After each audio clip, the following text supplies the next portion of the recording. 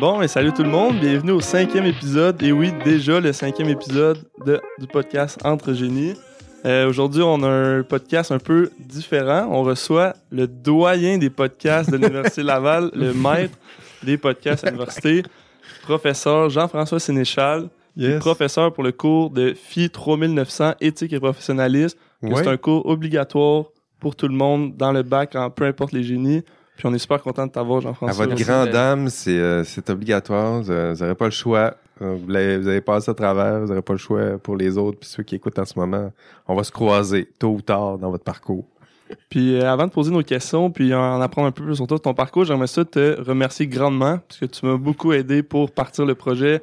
Tu étais la première personne que je suis venu voir pour savoir comment partir un podcast, c'est quoi le matériel qu'il faut, les logiciels.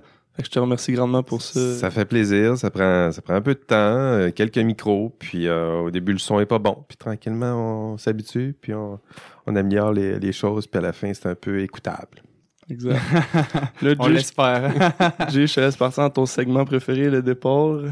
Oui, le départ, en fait, c'est tout le temps, nous, c'est de où est-ce que vous venez, votre éducation, puis ce qu'on aime vraiment au podcast, c'est aborder le qu'est-ce qui vous a amené là-dedans, en quoi c'était lié à vos passions, en fait, en grandissant. Ça, c'est long. Ça, c'est on long. A le temps, justement, on a le temps. Ben moi, je pars d'où? Moi, je viens de Saguenay, donc j'ai commencé là, j'ai grandi là.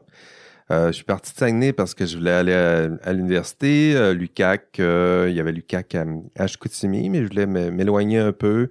Il y avait le programme d'agronomie ici à l'Université Laval qui m'intéressait. Moi, je tripais sur la donc la biologie, moi, c'était ça mon trip, mais en même temps, moi, je viens d'un milieu ouvrier. L'université, c'est pas dans notre culture vraiment. Donc, je me dis, je vais aller à l'université, peut-être, mais je vais me donner une formation. Puis, en agriculture. Donc, je vais être pas loin de très terrain. Je m'en allais dans cette voie-là. Puis, c'est ça. Je suis arrivé à Québec, j'ai fait mon bac en agriculture. Puis là, ça s'est mis à mal tourner. Si je suis resté prof... Ici, c'est parce qu'il y a des raisons pour ça. C'est-à-dire que j'étais en agriculture, puis là, il y avait tous les enjeux autour des biotechnologies, la bio-ingénierie. Je me disais, mais là, c'est vraiment le fun. Là. C'est pas juste de la biologie, mais c'est pas loin du génie. Biologie, génie, ça a l'air vraiment trippant. Il y avait un prof à l'époque, François Potier, qui travaillait sur des animaux transgéniques. Puis, waouh, c'est malade, là. Il décrivait ça dans ses cours. On pouvait transformer des animaux, jouer avec des animaux, des gènes, leur faire produire des protéines pharmaceutiques.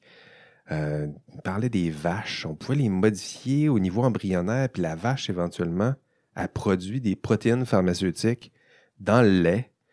Je me dis, voyons, donc c'est fou. Donc, OK, une maîtrise peut-être en bio-ingénierie. Donc là, c'est sûr que je sors de mon champ de la tradition familiale. Là, on va faire une maîtrise. OK, on va faire une maîtrise bio-ingénierie. Je fais des animaux transgéniques. Je fais du clonage. Puis, tranquillement, j'arrive... je fais tout ça. Je suis dans mon laboratoire. Puis là, il y a tout je dirais le scandale public autour des OGM, puis tranquillement, le public se met à critiquer fort là, ce que je fais. Là. C'est Frankenstein et ses sbires, puis... C'est quoi déjà la compagnie? Je me rappelle, c'est au début des années 2000, mais ça se peut-tu qu'il y avait eu le méga scandale? Monsanto. Monsanto, oui. C'est exactement dans cet esprit-là. Ouais, Monsanto se faisait brûler ses champs. Ici, à l'université, d'ailleurs, on a eu une intoxication à l'arsenic. J'en ai parlé dans quelques-unes de mes présentations à classe, mais je pense pas que je l'ai faites avec vous. Ici, il y avait tellement des contestations que là où on faisait des manipulations génétiques, il y a eu quelqu'un qui a mis de l'arsenic dans les... Puis ça, c'est documenté, là. Vous irez voir là, les articles. On en rit, mais à l'époque, c'était mes collègues, là, il y en a qui avaient des réactions cutanées au soleil. Il se passait ça. Donc moi, je suis là-dedans. Je veux étudier. Je veux faire de ma vie quelque chose d'intéressant, puis on critique sans cesse ce que je fais dans les médias. On dit même que mes collègues, c'est pas loin des Frankenstein. Donc, j'ai fini en éthique pour une raison, puis c'est ce moment-là là, où tu regardes ce que tu fais, puis tu te dis, je suis à la bonne place. Il y a des enjeux éthiques importants. Puis, qu'est-ce qu'on dit là-dessus? C'est quoi les enjeux éthiques qui sont liés à tout ça? C'est quoi le rôle des chercheurs dans tout ça? Est-ce qu'ils sont pas juste là pour faire de la science ou est-ce qu'ils ont un rôle social? Puis tranquillement, c'est ce questionnement-là qui a pris la forme d'un doctorat. Puis je me suis mis à faire un doctorat en éthique sur le rôle social des chercheurs en sciences. Donc, quand je raconte mon parcours, il y a une cohérence, là, mais c'est sûr que quand tu regardes le prof d'éthique, d'où il arrive, pourquoi il a commencé en agronomie, qu'est-ce qui a pu se passer, c'est tout ça. Puis je pense que ça peut être un bon indicateur aussi pour les étudiants qui croient peut-être qu'un parcours, c'est toujours... il y a une belle ligne droite, là. Je vous le souhaite. Mais souvent, c'est au gré de tes intérêts, tes passions intellectuelles, puis tranquillement, tu fais des choix parce qu'au début, tu ne sais pas exactement ce que tu veux, mais tu t'éloignes un peu de ce que tu aimes moins, puis tu te rapproches de ce que tu aimes plus, puis tranquillement, tu te rapproches de ce que tu veux. Là. Puis on espère. On espère, puis ça n'arrête pas. Là. Donc ça, c'est mon cheminement, bac, maîtrise, doc, puis depuis, j'enseigne. Vous avez vu le rôle social des chercheurs en sciences, c'est devenu le rôle social aussi des professionnels en sciences et génie, donc des futurs chercheurs en sciences et génie et des futurs professionnels en sciences et génie. Puis, tranquillement, il y a les raisons pourquoi on se croise dans votre parcours où je vous donne le cours. Ça s'appelle éthique et professionnalisme. C'est exactement de ça qu'on parle. Ouais. Puis là, on a sauté rapidement par-dessus le cégep. Ouais. Mais admettons, au cégep, étiez-vous un passionné de la philo déjà à ce moment-là? Ou bien c'est venu, surtout la philosophie, parce que quand même, il y a un changement drastique entre la philosophie et la science. Moi, c'était la science. Donc, j'ai fait mes sciences de la nature. Je tripais sur la biologie. Je tripais moins sur la physique. Mais j'adorais les maths, j'adorais la science, je me passionnais pour la science. J'haïssais pas non plus la philo, les sciences humaines, mais j'étais aussi un passionné de cinéma. Donc, je pense que ça peut exister dans une même tête. Donc, d'avoir ces deux... C'est sûr qu'on aime ça, séparer les deux, mais ma tête, il y avait de la place pour les deux. Je pense que le choix des sciences de la nature, c'était peut-être un choix conservateur, peut-être traditionnel, c'est-à-dire que pour moi, la façon de réussir, c'était d'aller dans les sciences. C'est sûr que les routes professionnelles sont plus simples. Là. C'est-à-dire quand tu sors en sciences et génie, habituellement, tu as un salaire qui a de l'allure en sortant. Quand tu sors en cinéma, en théâtre, c'est plus compliqué les premières années.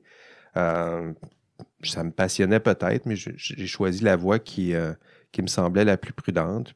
Puis j'adorais les sciences. Donc, ça n'a pas arrêté sauf après ma maîtrise, puis je dirais que je suis encore dans les sciences. La seule différence, c'est que j'ai pris un pas de recul que ceux qui sont en sciences ne prennent pas toujours. Moi, je suis capable de regarder la science telle qu'elle est, à quoi ça sert la science, c'est quoi la science, qu'est-ce qui la distingue de la pseudo-science, c'est quoi, c'est tous des débats qui sont intéressants, mais il faut prendre le temps de prendre le pas de recul pour regarder tout ça. Là.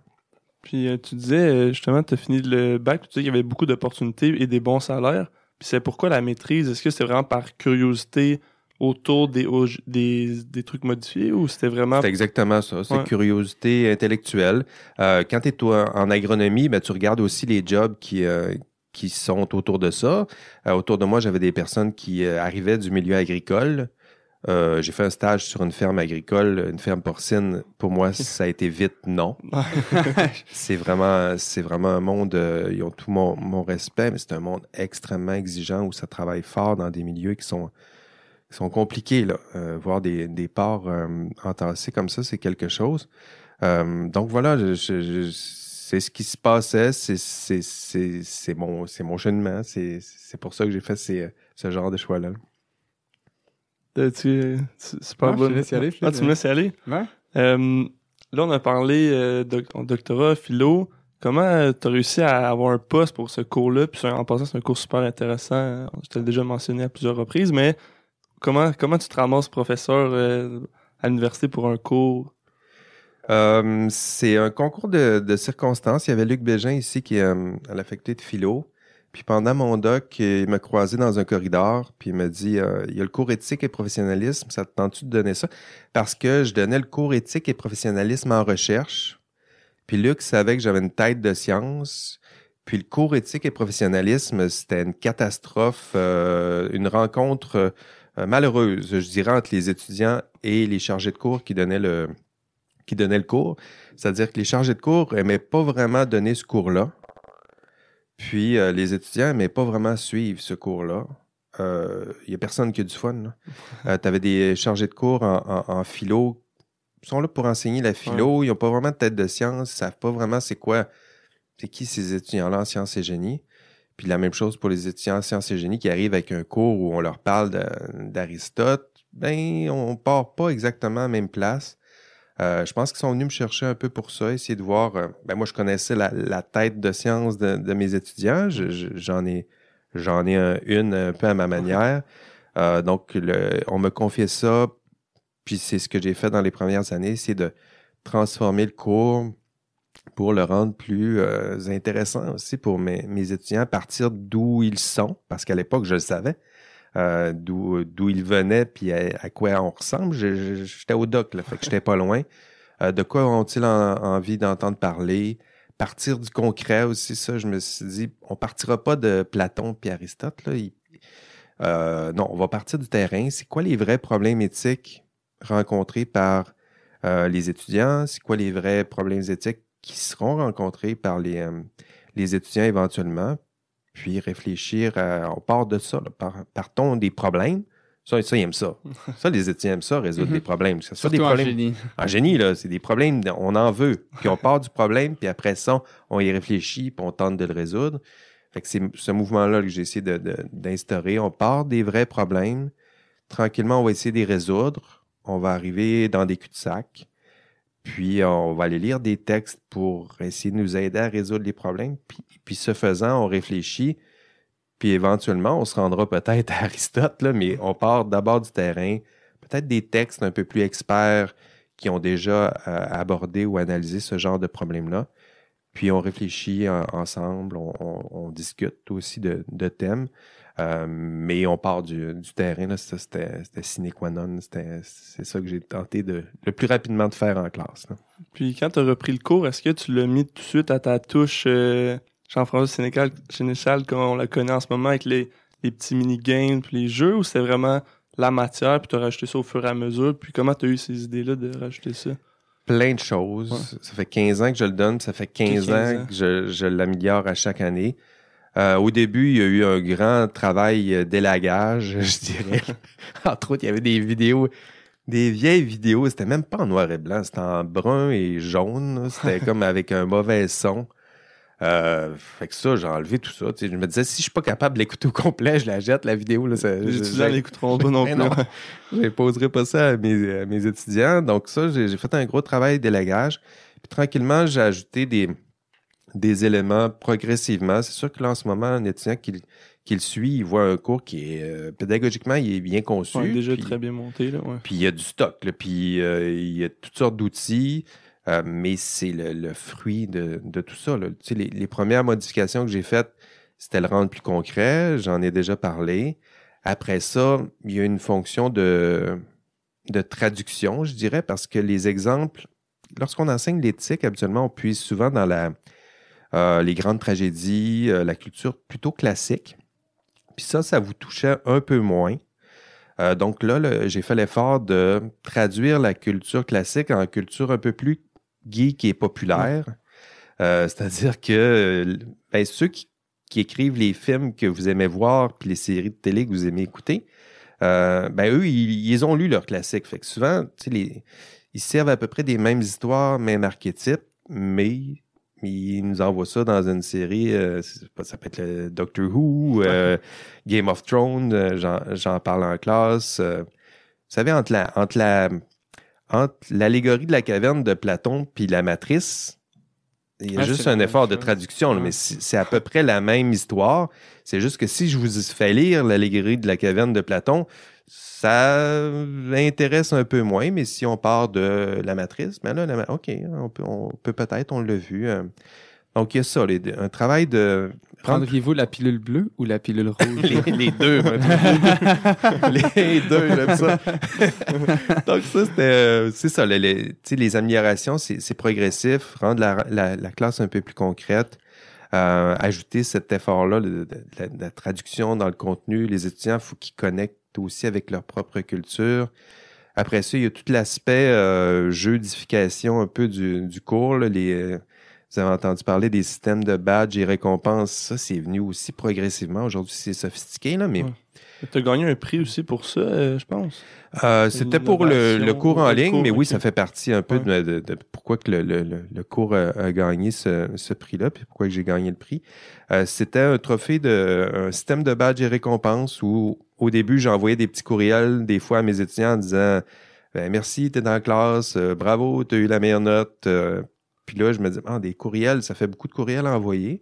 Mais moi, je m'étais inspiré un peu des systèmes de trophées qu'on voyait sur les consoles de jeux vidéo. Je me disais, ils nous donnent des trophées pour n'importe quoi, mais en même temps, c'est le fun de recevoir un trophée. La gratification. Oui, la gratification. Donc, je me suis dit, je vais faire la même chose dans mon cours. Je vais leur donner plein de petits trophées puis des badges. Puis ça s'est vite complexifié. Écoute, j'ai un chiffrier Excel là, qui finit plus. Fait que je suis allé voir les TI en disant, y a-tu moyen d'automatiser tout ça un peu? Y a-tu moyen de donner une interface plus le fun? Oui. Donc, on est là-dedans en ce moment. Là, je donne des trophées encore, des badges pour toutes sortes de raisons. Puis l'autre chose dans mon cours que j'ai ajouté, c'est les podcasts.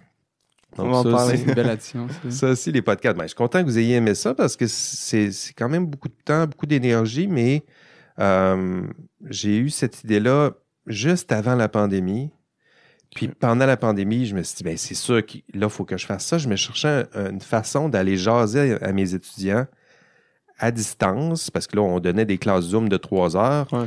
Mais qui n'est pas tout le temps intéressant. Non, puis quand t'en cumules 3 cours de 3 heures sur Zoom, à un moment donné, fatigue, là. Il faut beaucoup de café. Beaucoup de café, fait que je me suis dit, je vais leur donner une partie du contenu par podcast. Fait que j'enregistrais une partie du contenu, quelques instructions, puis donc je publiais mes podcasts. Fait que je me suis dit, ça va être une façon d'aller parler à mes étudiants, surtout à distance. Je n'ai beaucoup, c'est des grands groupes, là, c'est 190 étudiants. OK, quand même. Je n'ai plein à distance.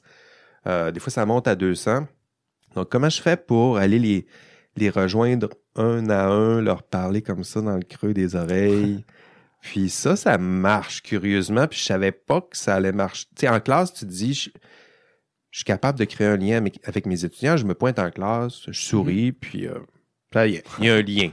Mais à distance, comment on fait? C'est pas un courriel envoyé à tous là, que tu crées ce lien-là. Là. C'est, par contre, une capsule audio, même si tu l'envoies à tout le monde en même temps, le fait que tu t'adresses à eux, puis tu les rejoins souvent dans leur quotidien, ils prennent une marche. Mais j'irais plus une anecdote, justement, mettons, de mon côté, là, puis ça doit être documenté, mais quand que je fais quelque chose en même temps, quand je fais 2 choses en même temps, puis j'ai quelque chose dans mes oreilles, souvent, j'ai tendance à ce qu'il y ait plus de rétention.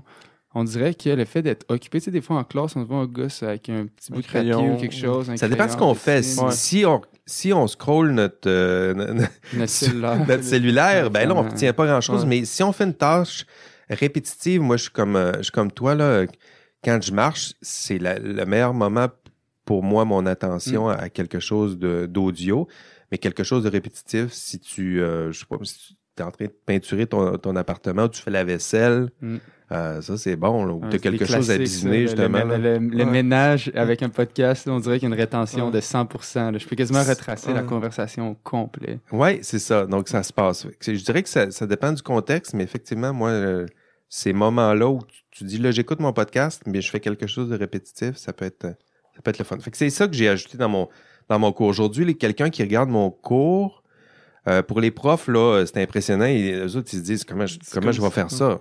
Je suis pas capable de faire tout ça.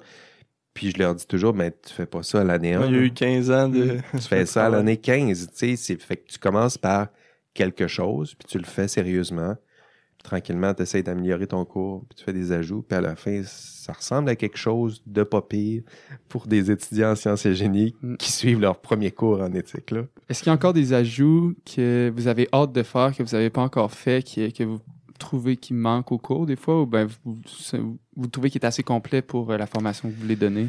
Ben, en ce moment, il roule bien. Moi, il y a des contenus que j'aimerais des fois ajouter. Il y a toutes sortes de, c'est toujours ça pour un prof, là, tes passions changent, tes intérêts, il y a des thèmes que j'aimerais des fois. ChatGPT.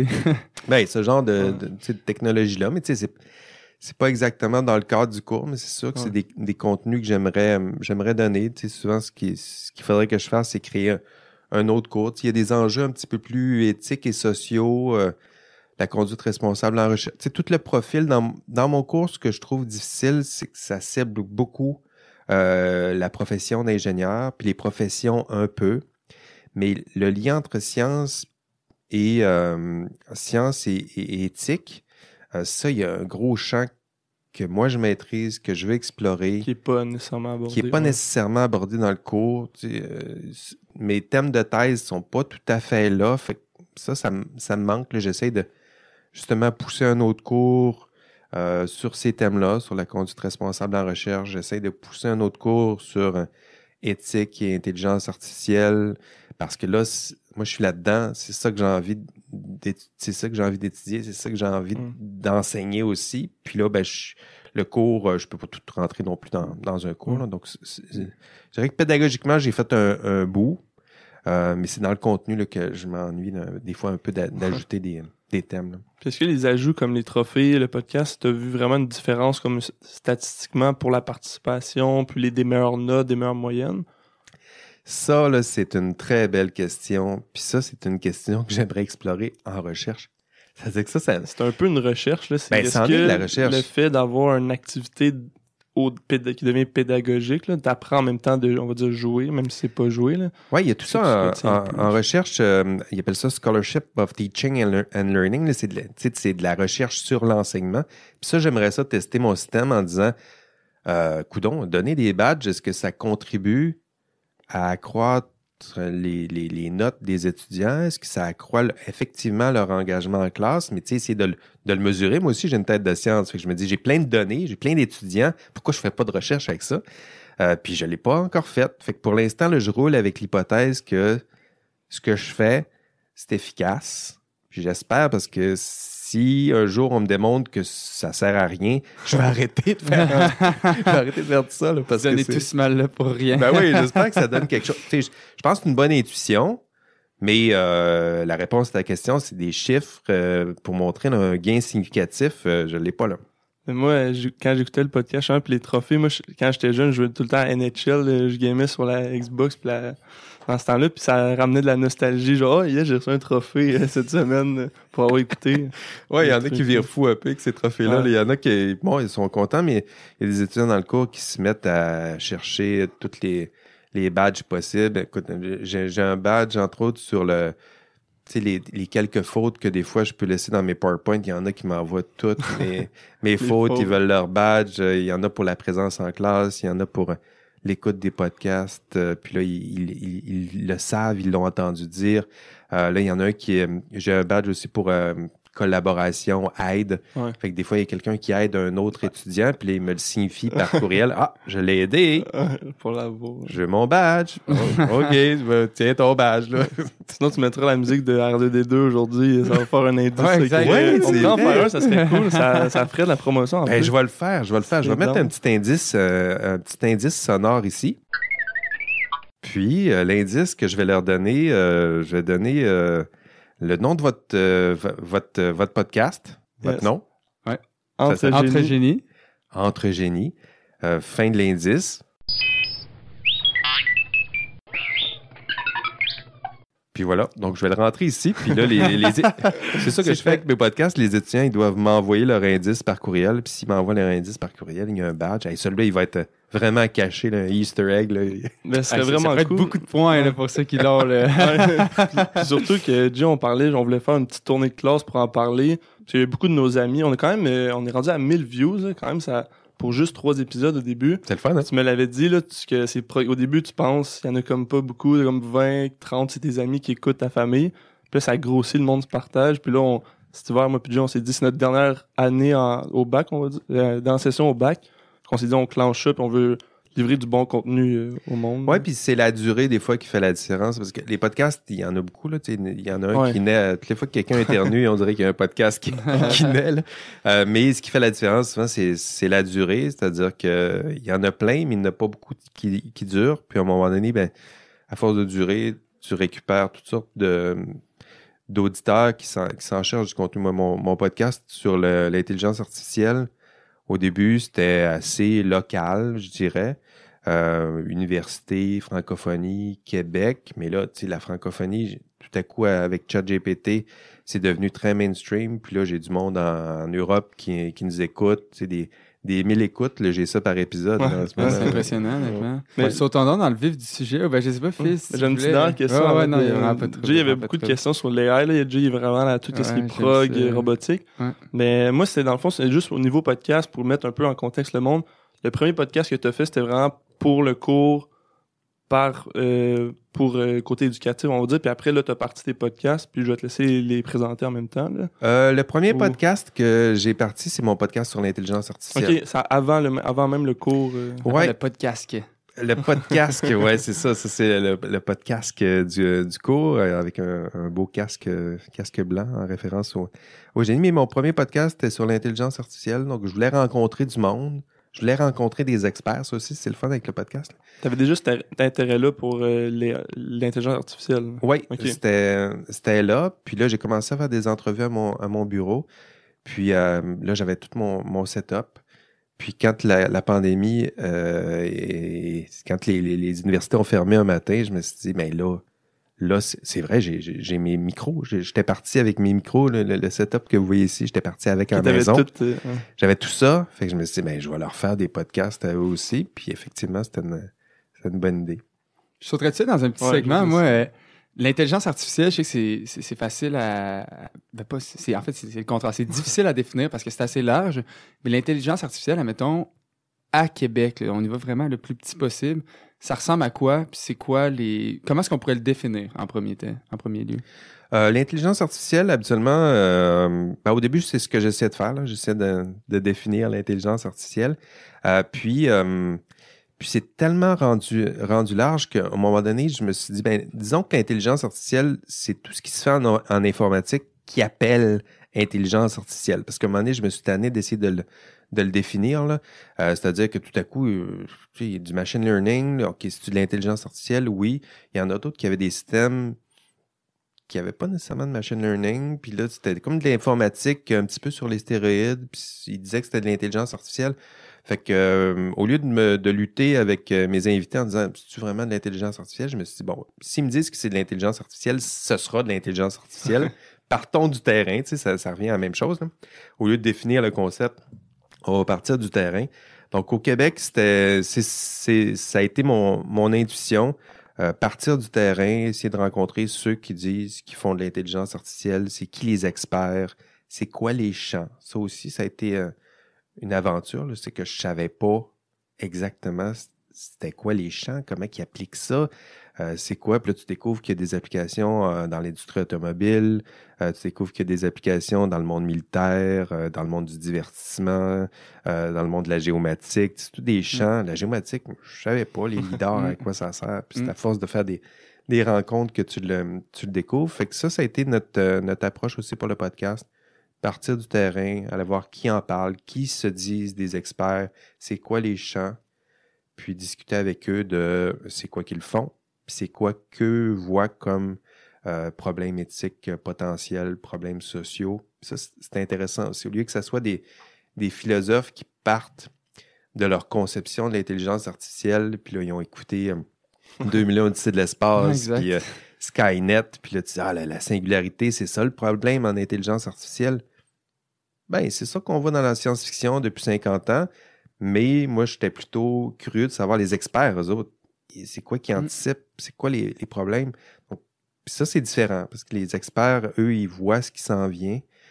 Puis là, tu découvres que, par exemple, j'ai découvert, c'est assez dans la dernière année peut-être, que un des problèmes les plus importants, c'était plutôt le problème environnemental qui était lié à ça. Les serveurs. Ben oui. Ah, Mais ouais, moi, j'ai aucune idée. Là, que tu sais, l'intelligence artificielle, on pense que c'est Le fameux cloud. C'est le cloud. Oui, qui Donc, existe pas. c'est dans les airs, Ouais. donc c'est de Dans le l'air. nuage. Ben non, Ah oui. mais les clouds, là, c'est des gros serveurs, puis ça roule, puis imaginez, là, Énergivore. tous vos PC Quand que vous avez à beaucoup, l'université, on les met bout à bout, puis toutes les fois qu'on fait une requête à ChatGPT, ça part, là. Oh oui, ça Ça passe roule, solide. là. Oh oui. Fait que ça, j'avais pas fait ce lien-là. Puis ça, pour moi, tu vois, c'est un enjeu réel, concret, que j'aurais pas pu deviner si j'avais juste lu les experts en éthique qui réfléchissent ou en philo. Donc, des fois, c'est intéressant là, d'aller voir ceux qui la font, qui la développent, la technologie. Puis c'est pas pour rien que je m'intéresse aussi à mes étudiants en Mhm. sciences et génie. C'est ça, aller voir ceux qui le font, qui sont sur le terrain, puis eux, les questionner. C'est quoi les problèmes que vous voyez? C'est quoi les enjeux sociaux? Mais justement, je me lancerais peut-être dans ce segment-là. Concrètement, tu sais, on a parlé des serveurs, justement, mais c'est quoi les plus grosses butées que l'intelligence artificielle va avoir dans les prochaines années? Puis c'est quoi les plus gros enjeux que ça va nous apporter? Puis je resterais peut-être dans l'optique de, tu sais, au ou à Québec, là, peut-être pas en Californie, vraiment, pour que, tu sais, nos auditeurs, on aime ça, que ça reste proche d'eux autres, puis leur montrer que non, c'est pas Mark Zuckerberg, là, le problème, tu sais, c'est nous tous, peut-être, dans Comme ce à Québec, sens. il y a beaucoup de nouveaux serveurs. Là. À Québec, Ouais, ils ont des data construit des centers. gros... ouais. Ben, moi, je pense que c'est ça qui manque peut-être, là. Donc, les technologies, il y en a plusieurs développées à Québec. Entre autres, il y a une compagnie là, qui développe qui travaille sur les automobiles intelligentes, LeatherTech. Je sais pas si vous avez... Oui, LeatherTech. Bon, LeatherTech. ça travaille là-dessus, mais moi, je pense que ce qui freine un peu la technologie en ce moment, c'est l'accès aux données. Donc ça, les données, c'est pas c'est les industries qui ont les données, c'est des compagnies privées qui ont les données, c'est les grands GAFAM de ce monde, là, Google, Le Amazon. pétrole du futur, là. Ben, c'est pas rien, là. Tu vois, Ah, j'ai un livre ça s'appelle Le Capital algorithmique, là, de Folco puis Martineau. Puis c'est exactement ce qu'ils disent, là. Tu sais, on rentre dans une époque où le pétrole, c'est les algorithmes, c'est les données. ouais. Puis c'est pas rien comme transformation sociale, là. Il y a quelque chose qui se passe. Puis socialement, on n'a pas beaucoup de cette ressource-là, là. La donnée, on l'a pas.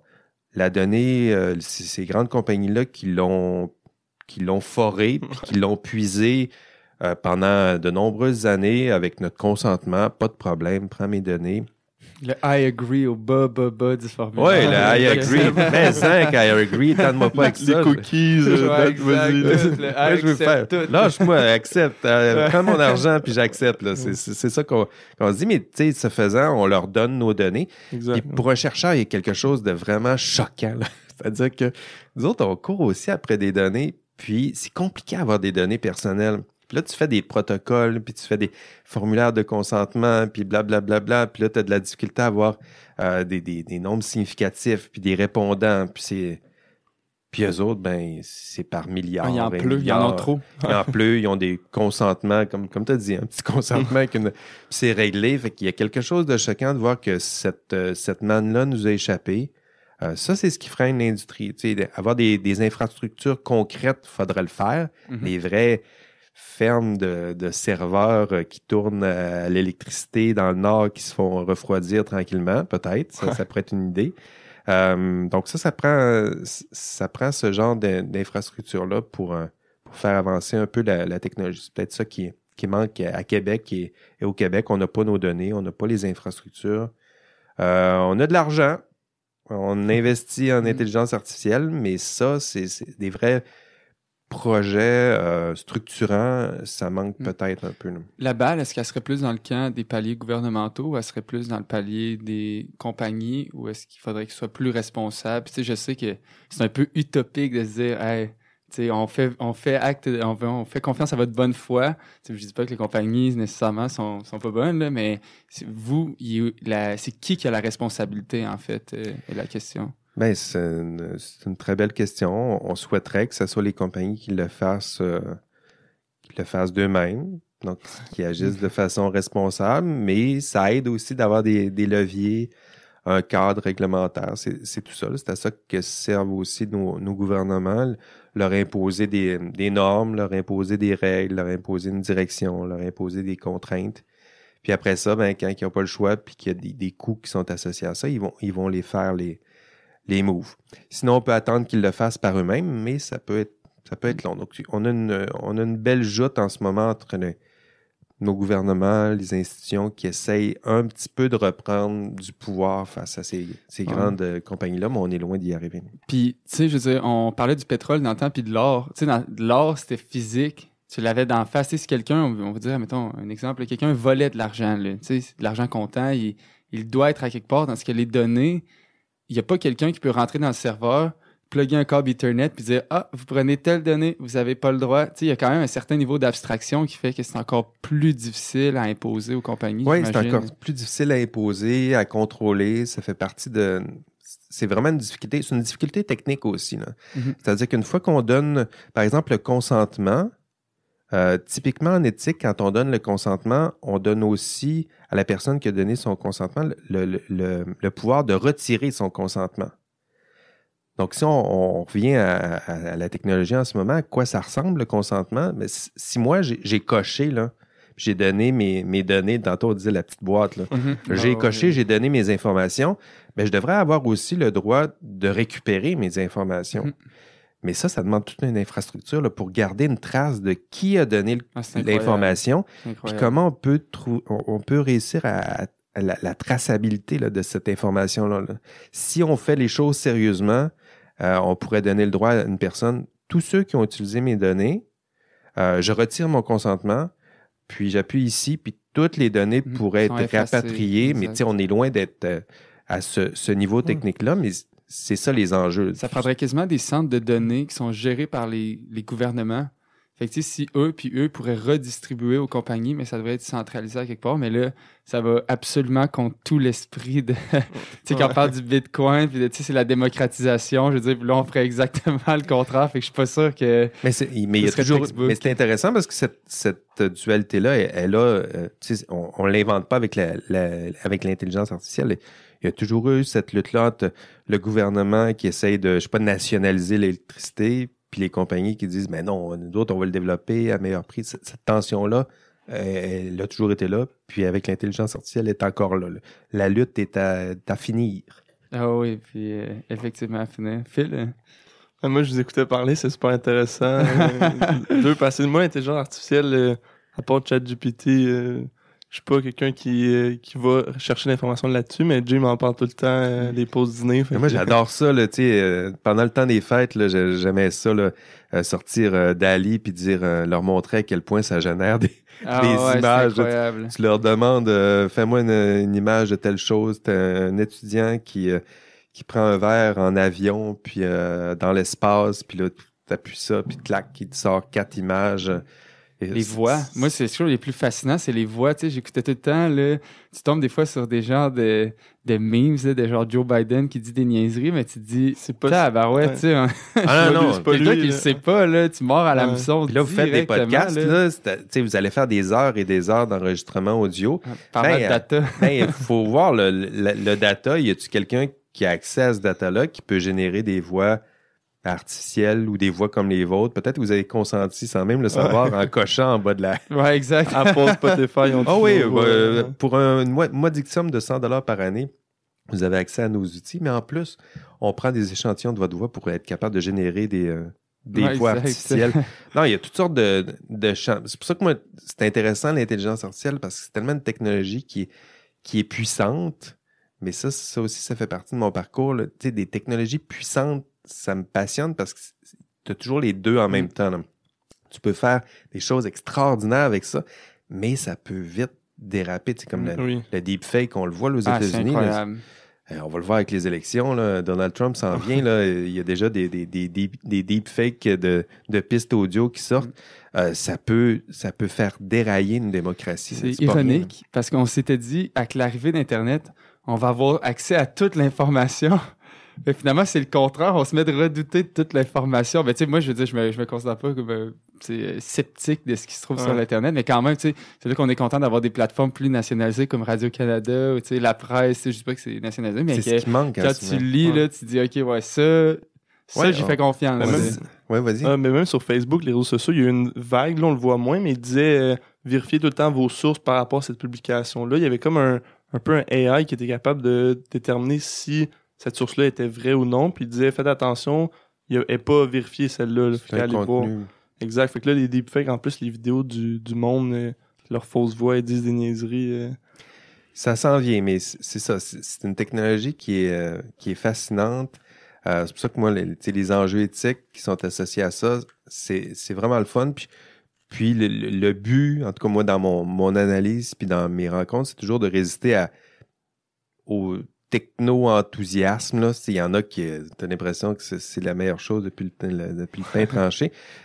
Puis aussi aux pessimistes, là, catastrophistes. Là. Il y en a plusieurs qui étudient l'intelligence artificielle, ils ont l'impression que ça va exploser. Soyons... job, tu sais, puis il y a des vrais enjeux. Oui. Mais ça va en remplacer, mais ça va en créer d'autres. Ouais, effectivement, quand Google est arrivé, tu sais, je veux dire... le monde se disait, crime, il n'y aura plus jamais de recherchistes. C'est vrai que les bibliothèques sont plus mourantes, mais crime, il y a quand même les développeurs web. Je veux dire, ça a créé un nouvel écosystème. Là, mais ça crée des nouveaux écosystèmes. C'est vrai que ça va faire perdre des jobs. C'est vrai qu'il y a des jobs qui vont se créer, qui vont être étranges. Là, des gens qui taguent des images pendant des heures. Ouais. Ça existe déjà. Là, mais c'est ça transforme le système, mais ça tue pas nécessairement le système. Donc, c'est dur de trouver cet équilibre-là, là, surtout dans le débat. Moi, écoute, si je recevais seulement des entrepreneurs en AI, j'aurais l'impression que c'est la meilleure chose au monde. Là. Ils sont tellement enthousiastes. Puis si tu reçois juste des éthiciens philosophes, tu as l'impression qu'on va perdre le contrôle puis qu'il y a une intelligence artificielle qui va nous remplacer l'année prochaine.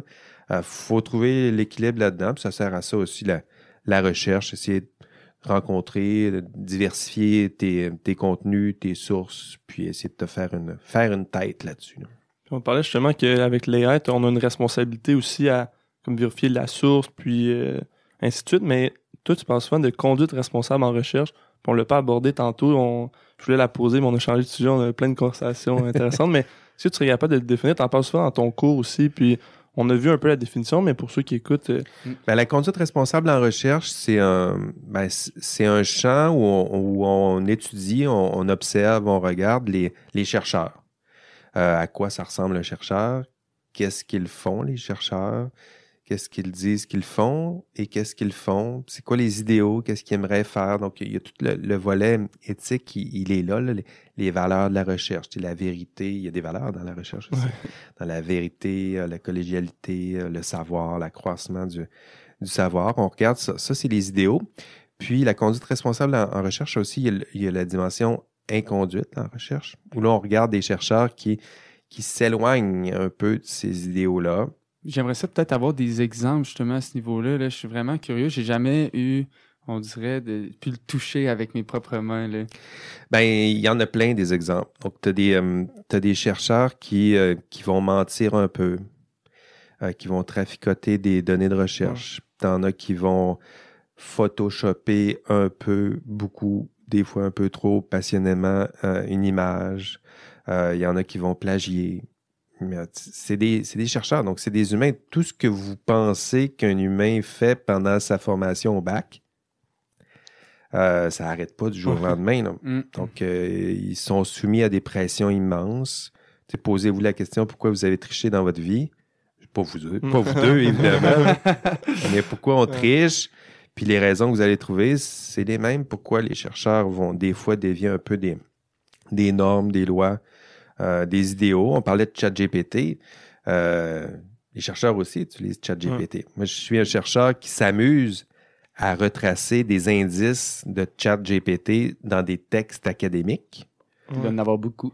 Là, t'en penses quoi justement de ça? Parce que nous, dans nos profs, surtout en génie mécanique, il y en a beaucoup qui sont, on va dire, qui n'en parlent pas ou ne le mentionnent pas. Puis il y en a d'autres qui sont comme, utilisez-le, mais vous avez une responsabilité à l'utiliser correctement dans un sens que demandez pas lui de faire tout votre travail. Là. Faites un travail, puis lui, il y a peut-être des informations que vous avez passées sous le radar, des recherches qu'il est capable de rajouter à ton texte des points. C'est des outils d'aide à la rédaction. Pour les chercheurs, c'est exactement pour ça qu'ils l'utilisent. T'sais, souvent, c'est compliqué rédiger un texte, un long texte. Des fois, l'anglais, c'est pas ta première langue. Fait que tu dis, je vais écrire en français, puis je vais lui demander comment il traduirait ça. Fait que là, tu te mets, OK, c'est vrai qu'il écrirait ça. Ou tu proposes ta version en anglais, puis là, tu lui demandes, peux-tu faire des suggestions d'amélioration? Faut juste pas oublier d'enlever regenerate. En dessous. Parce que tantôt, je parlais du chercheur, là. C'est ça qu'ils trouvent dans des textes publiés, là. Le mot regenerate. Ah, ouais. Il y a aussi la phrase as an AI language model qui des fois apparaît. Oui. Fait que ça, c'est des flags, là. C'est-à-dire que, tu sais, ils ont utilisé ChatGPT, ils auraient peut-être dû le dire. Ça aussi, ça fait partie des règles, typiquement en éthique ou en matière de droit d'auteur. Typiquement, tu dis les outils que tu as utilisés. Exact. Ouais. Si tu as utilisé ChatGPT, tu le dis. Tu dis ce que tu as fait avec, puis pourquoi tu l'as fait.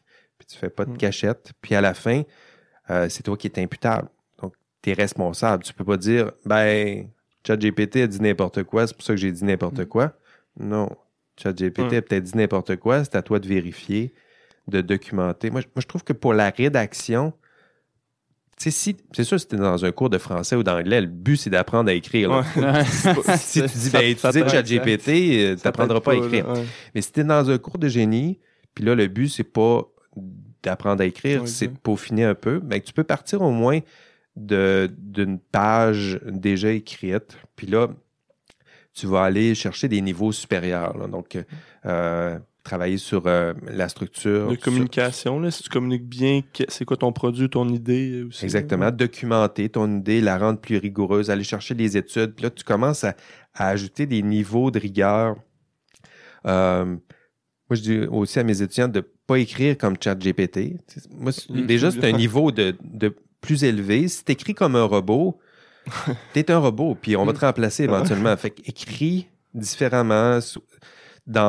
Utilise même du jargon, tu sais, s'il le faut. Phrases courtes, souvent aussi. Des phrases courtes, soit précises, soit claires. Bullshit pas. C'est un peu ça, ChatGPT. À un moment donné, tu dis, on dirait qu'il peut parler de n'importe quoi. Mais oui, il peut parler de n'importe quoi. Mais il dit peut-être n'importe quoi. Fait que, tu sais, dis pas n'importe quoi, sois simple.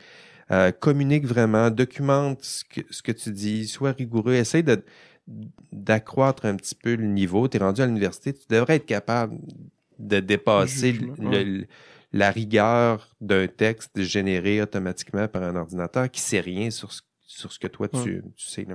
Je le vois un peu comme le ChatGPT, comme le grand frère de Wikipédia. Nous, quand on était au secondaire, c'est vrai. le monde Wikipédia c'était comme... le diable incarné. Ouais, exact, c'était le diable, il faut pas aller là-dessus. Puis tout le monde pouvait écrire n'importe quoi. ChatGPT, il cherche selon les données qu'il y avait, mais il dit pas non plus la vérité absolue. Fait que c'est un peu... Moi, je trouve que ça ressemble beaucoup. C'est un bon point. Dans un sens. Puis Chat, c'est comme le nouveau grand frère. Puis au début de Wikipédia, le monde il capotait là-dessus. Il disait, c'est l'encyclopédie de l'Internet. Puis Chat, c'est devenu un peu la même chose, mais... Chat est basé sur Wikipédia. Exact.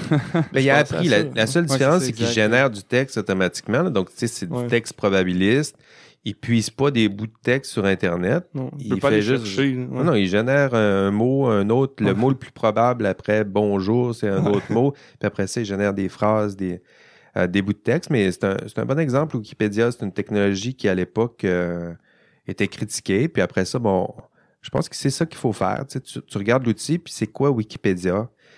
C'est du monde crinqué qui écrivent des bouts de connaissances qui se critiquent entre eux. Fait qu'on n'est pas loin d'un processus de révision par les pairs. C'est pas des experts du domaine. Tu sais pas si ce sont des chercheurs qui ont écrit là-dessus, mais quand même, il y a un processus de révision entre personnes qui veulent...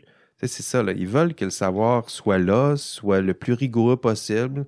Il n'y a pas de malveillance là-dedans. Ça peut déraper un peu quelques jours, certaines pages, là, mais typiquement, plus elle est là longtemps, il y a une espèce de... C'est encourageant, moi, je trouve. Ça donne une belle... C'est comme un Reddit, un peu. Exact. Tout le monde s'engueule. Ça, Reddit, c'est une autre histoire. Moi, j'ai une bonne anecdote là-dessus. Je sais pas pourquoi je la raconte, là, mais Reddit, j'étais dans l'Ouest cet été avec mon ami, puis mon vol avait été annulé, puis on n'avait pas de place où dormir, puis c'était la fête du Canada, puis qu'on n'avait pas de chambre d'hôtel. Puis là, on s'est dit, coudonc, c'est où qu'on peut dormir à Vancouver? Puis là, sur Reddit, le monde, il mettait plein de lieux que là, tu peux dormir, puis c'est des bons spots, personne n'en a te déranger. Puis comme la plage. Des fois, c'est des réponses niaiseuses, puis ils savent que c'est pas Bon, vrai. il n'y a pas juste... Wall Street Bets. Il n'y a pas juste des mouvements racistes et masculinistes. Non, exact. Reddit, Non, là. Il y a non, des non, fois non. un bon spot pour prendre une douche ou pour, ou pour aller dormir. Ça sert aussi... Ça Exact. peut aussi servir à ça. Là. Exact. Effectivement. Hein. T'avais-tu un Puis, autre? moi, il y a un truc que je trouvais qui était quand même intéressant tantôt qu'on a abordé, puis c'était l'imputabilité quand on utilise des AI. Puis, on parle aussi, ça c'est une autre tangente complètement, mais je suis curieux qu'on l'aborde un petit peu, mais les crypto-monnaies. Moi, personnellement, je suis pas le fan numéro 1 des crypto-monnaies, puis il y a une raison pour ça, c'est si demain matin, ça lâche, c'est qui est imputable? On se rend compte au final qu'il y a personne. Puis je trouve qu'il y a des fois, les gens banalisent tellement cette idée-là de... Ils disent « Ah oui, mais il n'y a pas les banques. » C'est comme si c'était un démon, les banques. Mais les banques, quand elles fait faillite, même si on pourra, après ça, le monde pourra dire « Ah oui, mais là, la corruption avec le gouvernement. » Il y a quand même quelqu'un à la tête de ça. Il y a un humain Ouais. derrière ça qui s'y trouve. Là. Puis ça, je trouvais ça intéressant, ce concept-là avec les C'est un bon hacks. point. Puis je pense que c'est Ouais. ça qui est choquant dans les crypto-monnaies. C'est ça, là, c'est la fragmentation de l'imputabilité, c'est qu'il n'y a personne qui est responsable, c'est que tout le monde est responsable en même temps, puis personne n'est responsable en même temps. Il y a des traces sur tous ceux qui ont transigé des crypto-monnaies. C'est un bon point, l'imputabilité. On aime les systèmes classiques là, où on peut pointer aisément c'est qui le coupable, c'est qui la personne, c'est qui répond, c'est ça, responsabilité, Ouais. c'est qui va répondre en cas de problème. S'il y a un problème avec une crypto-monnaie, ça repose sur... Ben, il y a quelque chose d'enthousiasmant aussi. Ça repose sur la responsabilité de tous ceux qui ont participé, qui font confiance à ce système-là. Là, comment on fait pour retracer ça? Tu sais, je veux dire, si c'est tombé... Tu sais, moi, c'est ça que je trouve qui est super intéressant là-dedans. Puis, tu sais, quand il y a quelqu'un qui est imputable pour un geste, c'est là que tout le monde se tient un petit peu plus les fesses serrées, dans le sens que, tu sais, tout le monde marche sur la ligne droite parce qu'il y a... Tu peux avoir des conséquences. Tandis que là, des fois, si tu tombes dans un écosystème où est-ce que tout le monde fait n'importe quoi, puis tu peux envoyer ton algorithme en Europe, puis tu sais, là, c'est rendu le problème de l'Europe, tu sais, ça devient un peu n'importe quoi, là. Fait que, tu sais, Ben, à plus petite échelle, moi, je ferais un lien entre ce thème-là puis un des thèmes du cours éthique et professionnalisme. Les ingénieurs, il y a ça, la question de la fragmentation, de la responsabilité. Vous l'avez vu, là, dans l'histoire, avant, un ingénieur, t'en mettais un qui était responsable d'un gros chantier, puis c'est lui qui était responsable si jamais ça s'effondre ou ça va mal ou tu as des problèmes. Donc, c'est lui qui prenait le mérite, mais qui prenait aussi le blâme. Puis aujourd'hui, on est dans des systèmes où les projets sont hyper complexes, où là, tu as 100 ingénieurs impliqués, puis tout le monde est responsable. Puis en même temps, quand ça va mal, on dirait que plus personne est responsable. si t'achètes une chip en Chine, puis que, je veux dire, elle se fait mal manufacturer, puis elle arrive ici, puis elle est tout croche, puis qu'il y a plein de défauts de fabrication, puis là, je dis n'importe quoi, là, mais le tramway marche pas à cause de ça. Puis c'est-tu vraiment la faute du gars qui a fait Qui a acheté sa la job, chip, puis qui a acheté la chip, puis que, tu sais, ça semblait correct, tu sais, je trouve ça... Ce qu'on veut, en tout cas, tu sais, d'un point de vue, si on prend un pas de recul, là, tu sais, sur l'éthique en général ou sur la morale, on aime ça, là, avoir quelqu'un d'imputable, quelqu'un vers qui on peut pointer un doigt accusateur en disant c'est toi qui es responsable, c'est toi qui aurais dû faire ça. Donc là, on est dans un système qui est différent. On s'est éloigné un peu de ce genre de façon-là de conceptualiser la responsabilité. On est dans des champs où c'est difficile en ce moment de savoir qui est responsable. C'est même difficile de trouver quelqu'un qui accepte de prendre la responsabilité d'un le gros premier champ. ministre. Là. Ben exactement. On a des politiciens qui, ça va bien, c'est de leur faute. Ça va mal, C'est de leur faute. l'économie va bien, c'est de ma faute. L'économie va mal, c'est toujours bien pas de ma faute. L'économie Ouais, va mal. c'est ça. Exact. Oui, c'est un trait de notre société moderne, peut-être, là, cette difficulté-là à la responsabilité qui est fragmentée. Puis ça, ce serait un défaut, à votre avis? Tu sais, je sais qu'on pourrait tout relativiser, là, mais est-ce que vous pensez vraiment que c'est quelque chose qui va être détrimental à long terme pour les générations qui s'en viennent, incluant la nôtre? Là? Je ne sais pas. Non, vous me ferez pas dire que oui ou non, c'est néfaste. Mais il y a quelque chose, je pense que dans notre façon de concevoir la responsabilité, on aime ça avoir une ou quelques personnes qui sont capables de prendre le blâme et le mérite. Puis le fait qu'on ait de la difficulté dans toutes sortes de champs, là, on a donné plusieurs exemples, là, de la difficulté à trouver des gens qui se disent responsables. Dans l'exercice de votre profession, il y a quelque chose qui s'appelle comme la responsabilité professionnelle. Mais si personne ne se dit responsable, ben, ce terme-là ne vaut rien. Il ne vaut pas grand-chose. Là, où on pourrait juste l'enlever là, si vraiment personne ne veut prendre la responsabilité. Ou on dit non, ça existe, puis j'y crois, puis je vais m'assurer que ça fonctionne, tout ça, puis c'est moi qui prends la responsabilité de tout ça. C'est ça que ça veut dire. Là. Puis drôlement, mettons le titre d'ingénieur, tu sais, souvent, c'est peut-être dans ma perception à moi, mais on va l'associer à quelque chose, un objet qui brise, puis on se dit, bah, c'est banal. Tu sais, même si l'autobus brise, mais dans le cas, mettons, d'un médecin, mais là, quand on parle d'un pseudo-médecin, ça fait les manchettes, tu sais, c'est absolument épouvantable parce que là, il joue avec la vie des gens. Mais au final, un ingénieur devrait être, tu sais, c'est exactement, là, ça devrait être mis au même niveau. C'est le même, conceptuellement, puis historiquement, c'est le même niveau. C'est juste que le système a changé. Là, historiquement, l'ingénieur s'est rapproché un petit peu de l'industrie, travaille pour un employeur, puis tout ce système-là qui était là avant, tu sais, qui est peut-être toujours actif en ce moment chez les médecins, chez les arpenteurs géomètres, ça ressemble un petit peu à cette conceptualisation-là de c'est quoi son rôle. Mais chez les ingénieurs, ça a disparu un petit peu avec les liens de plus en plus intenses avec l'industrie. Ça c'est ça. Mais tu as raison. Je veux dire, un ingénieur, si le pont s'effondre, si le système informatique plante, ça nous prend quelqu'un qui sait c'est quoi, puis qui construise, puis qui conçoive quelque chose qui tienne la route. Là. Puis j'aimerais ça que vous me donniez des... Tu sais, on reparlait tantôt des AI, de la recherche responsable. J'aimerais ça que vous me donniez des bons exemples, tu sais, puis concrets de bonne recherche responsable, de bonne utilisation de données. Puis à l'inverse, tu sais, vous n'êtes pas obligé de nommer de nom, on est quand même public, mais des moins bons exemples, tu sais, des compagnies qui ont fait des fautes. Puis, tu sais, essayer de garder ça peut-être à une échelle locale, tu sais, parce que des fois, on a tendance à souvent s'étaler au monde. Mais c'est là que je trouve qu'on perd l'esprit de responsabilité parce que c'est tellement loin qu'on se dit, tu sais, crime. C'est pas notre problème. C'est pas mon problème, exactement. Fait que je sais pas si vous avez des exemples comme ça, là. Des exemples, il y en a plein. Là. Dans l'industrie, peut-être dans un milieu que je connais plus, c'est la recherche, peut-être. Donc, ça je pourrais aller On peut aller là-dedans, effectivement. Dans cette voie-là. Donc, les exemples, j'en ai donné des exemples où ça se passe plutôt mal. Donc, des chercheurs qui mentent, parce qu'ils se répondent l'un à l'autre. Hein. C'est-à-dire que si tu veux savoir c'est quoi la santé, tu comprends mieux c'est quoi la santé quand tu es malade. Là. Donc, quand tu veux parler des deux, si je te donne des exemples qui sont pas bons, ça va te dire par contraste c'est quoi les exemples qui sont bons. Donc, un chercheur qui ment, le contraste, un chercheur qui essaie de dire la vérité le plus possible ou de s'en rapprocher, qui prétend pas détenir la vérité, mais qui essaie de s'en rapprocher. La collégialité, donc un chercheur qui veut pas partager ou une équipe de recherche qui veut pas partager ses données de recherche ou ses résultats parce qu'ils sont liés à une industrie. Le contraste, c'est de la recherche qui partage les données, de la recherche libre d'accès, libre de droit, libre publication, pas de la recherche qui se cache derrière des paywalls où des chercheurs sont payés par notre bon gouvernement à coût de grandes subventions. Ils publient, puis éventuellement, même le chercheur peut même pas aller lire ses propres textes. Donc, c'est ça, là, les exemples, ça pointe dans une direction. Des fois, ça ment un peu. Des fois, c'est des problèmes de collégialité. Le vol, il vole un peu. Tu sais, donc, tu voles un petit peu de contenu, tu voles des idées, tu voles des mots. Les concepts en éthique, c'est toujours les mêmes. On va les appeler le plagiat, on va appeler ça toutes sortes de noms, mais c'est toujours les mêmes choses. Là.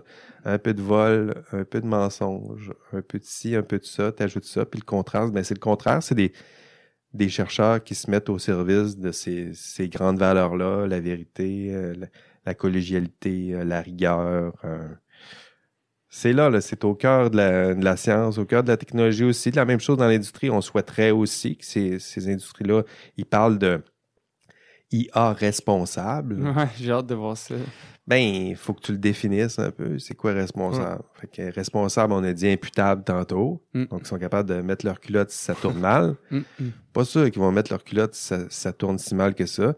Puis qu'ils assument un peu leur rôle social. Donc, on s'attend à ce que ces compagnies-là contribuent de fait à la santé, à la santé de nos démocraties, accroître le savoir, donc toutes sortes de champs, c'est ce qu'on souhaite. Puis même si on parle de technologie, vous le voyez, là, il y a des valeurs là-dedans. Mais oui. L'éthique est jamais bien loin. Les étudiants, ils pensent que j'invente l'éthique puis je vais essayer. Non, dans ce que vous faites, dans la science, vous êtes au service de valeurs. Vous le savez peut-être pas. Vous pensez que vous construisez juste un objet, mais cet objet-là, il est au service d'un projet plus grand qui, lui, est au service de valeurs. Puis c'est là que je me pointe. Je dis, il y a des valeurs, là. L'image que vous parliez souvent, tu sais, l'image puis la perception du public reste tellement importante.